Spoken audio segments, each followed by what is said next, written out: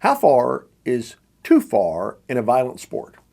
It's no secret that football defensive squads have held not-so-secret pools for the biggest hit of the game. But bounties? Are they different? The NFL in no way forgives a player for intentionally trying to hurt another player so badly it ends his career. The Bountygate scandal would play its role in bringing football violence to light.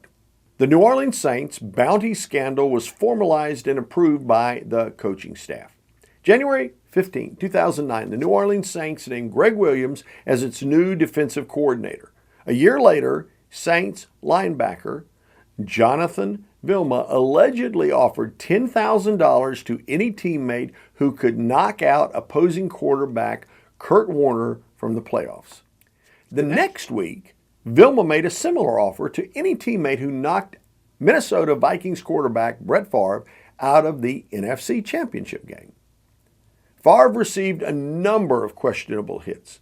The NFL fined the Saints and began an investigation into claims that the Saints organization had offered bounties. Greg Williams, the defensive coordinator, forced Saints assistant coach Mike Cirillo to destroy any incriminating evidence. Cirillo became a whistleblower against the Saints. On February 24, 2010, former Saints player Anthony Hargrove met with the NFL. Hargrove described a meeting in which he had with Williams regarding bounties.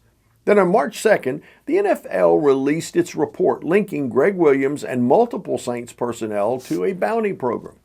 22 to 27 defensive players and coaches were involved. Head coach Sean Payton took full responsibility for not overseeing the coaching staff. He was suspended for a year. My initial opinion is just wrong. Now, what could have been done to halt Bountygate from happening in the first place? Okay, let's be honest. The guys who were offered extra inducements were already paid well to play the game. The amount of money they were being offered for a career-ending hit on an opponent was, as the expression used to be, chump change. Ultimately, it was less about the money than it was a matter of ethical conscience. So why didn't they stop it? Well, the bonds inside the confines of a football team can be very tight. It's a strong fraternal organization, much like the police or fire departments. The scandal came down to a lack of accountability on the part of the head coach and its coordinators. They had the power to stop the unethical targeting and didn't. And it came back to haunt them big time. The NFL found it easier to punish the team management and coaching staff and to leave the players alone, which is kind of not surprising. It was easier and safer that way. Now, there's much less tolerance nowadays for intentionally trying to injure another player, but even in 2009, I feel the NFL should have come down harder on the team and its players. The harshest penalties needed to start with the head coach, because without proper standards of conduct set forth by the head coach, teams can spin out of control. Whistleblowers, well, they often suffer.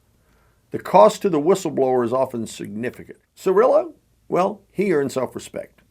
He may not have had that had he allowed the scandal to continue. I do know that Cirillo was made the head of football operations at Princeton. He was able to land on his feet and has proven that there is life after getting out of a lousy situation. If I were an athletic director or principal, I'd be extremely harsh with any high school or collegiate coach who would suggest a bounty program. Suspension, that'd be the least of it. In the Bountygate scandal, the reward wasn't money. It was the approval of the coach. And y'all know approval is worth it to destroy another person or their career.